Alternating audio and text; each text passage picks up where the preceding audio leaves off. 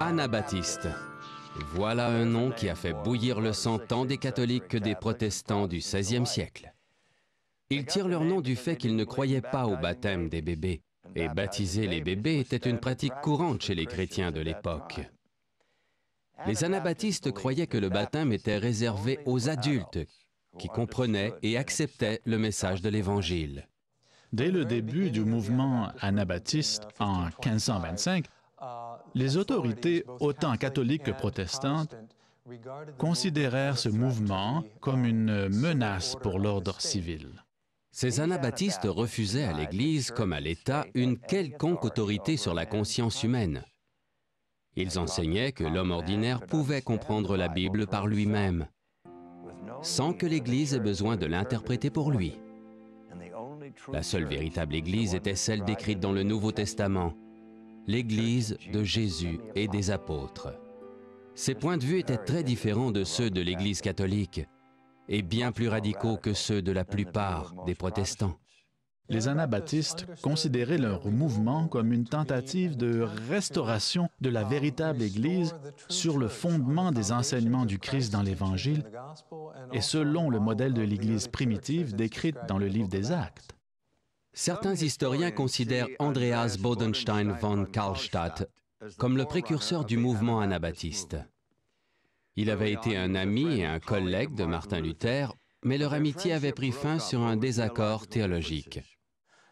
Ils croyaient tous les deux que l'on devait se fier à l'Écriture, mais pour Luther, on pouvait ajouter à l'Écriture tout ce qui ne les contredisait pas, tandis que pour Karlstadt, c'était l'Écriture strictement, sans aucun ajout. Ainsi, Luther acceptait tout ce que la Bible n'interdisait pas ou ne rejetait pas spécifiquement. Karlstadt, de son côté, acceptait seulement ce que la Bible enseignait spécifiquement, rien de plus. L'étude que fit Karlstadt des Écritures le mena au sabbat biblique et à sa signification spirituelle. Voici ce qu'il disait. L'observation du sabbat a un double objectif. Par obéissance à Dieu, nous devons nous reposer dans la paix et prier Dieu pour toute sainteté et attendre de la recevoir.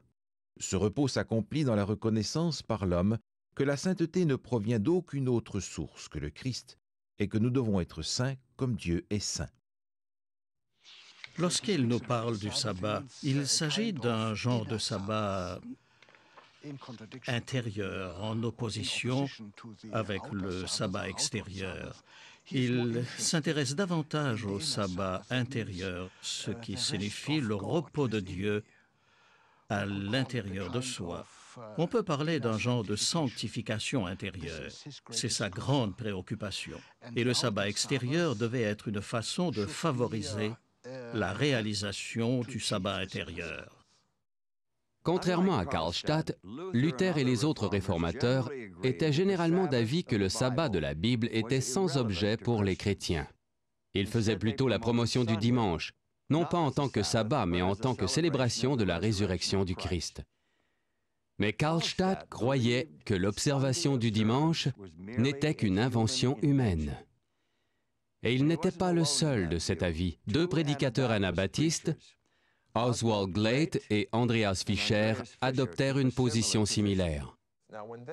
Lorsqu'ils eurent lu leur Bible du début à la fin, ils ne virent aucun élément, aucune autorité en vertu de laquelle on puisse passer du samedi, jour du sabbat, au dimanche comme jour de culte et d'adoration. Ce fut en Silésie, au sud-ouest de la Pologne, que Glate et Fischer commencèrent à prêcher et à enseigner au sujet du sabbat du septième jour. C'était une région fortement anabaptiste et les deux hommes connurent un grand succès quand ils y établirent des groupes d'observateurs du sabbat. Ce qui les rendit si convaincants furent des arguments clairs et logiques comme ceci. Les 10 commandements sont à la base de la loi morale. Par conséquent, le sabbat, le 4e commandement, fait partie de la loi morale à laquelle les chrétiens doivent obéir. Il n'y a pas 8 ou 9, mais bien 10 commandements. Nous ne pouvons affirmer que certains doivent être suivis tandis que d'autres peuvent être oubliés. Jésus lui-même observait le sabbat. Les apôtres et les pères de l'Église primitive enseignaient l'observation du sabbat du 7e jour. Ce fut le pape Victor et l'empereur Constantin qui établirent dans l'Église le dimanche comme jour d'adoration. Mais Dieu lui-même a établi l'adoration le jour du sabbat.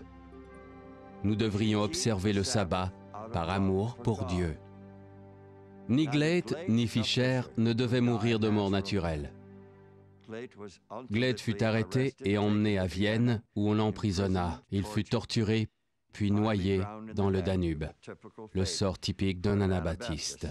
L'histoire de Fischer est un peu différente. En 1529, Andreas Fischer et son épouse se présentèrent en Slovaquie pour prêcher parmi les mineurs de l'endroit. Pour cette raison, ils furent arrêtés, emmenés au château de Tchitva. L'arrestation eut lieu en mai.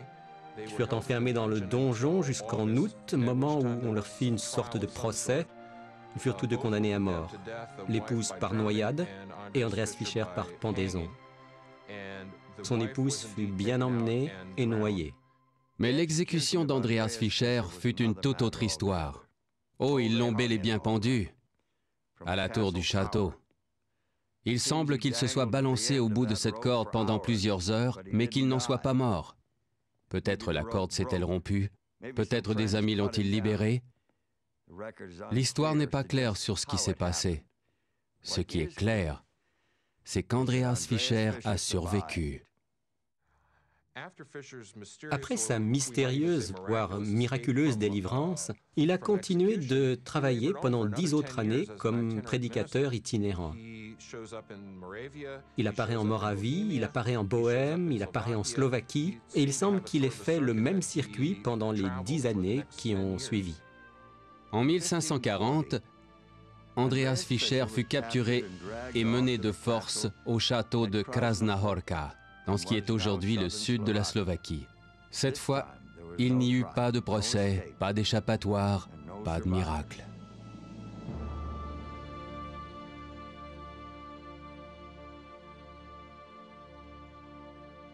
Il semble qu'au XVe, XVIe et XVIIe siècle, des gens aient observé le sabbat de la Bible dans des régions très variées.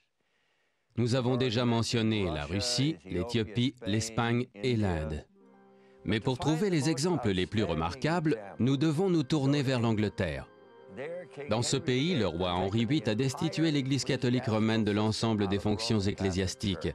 Il s'est approprié les cathédrales, les monastères et les couvents. Il s'est également approprié les membres de la hiérarchie de l'Église, prêtres et évêques de tous les niveaux. Il a tout réquisitionné pour former sa propre version d'une Église nationale protestante, l'Église d'Angleterre.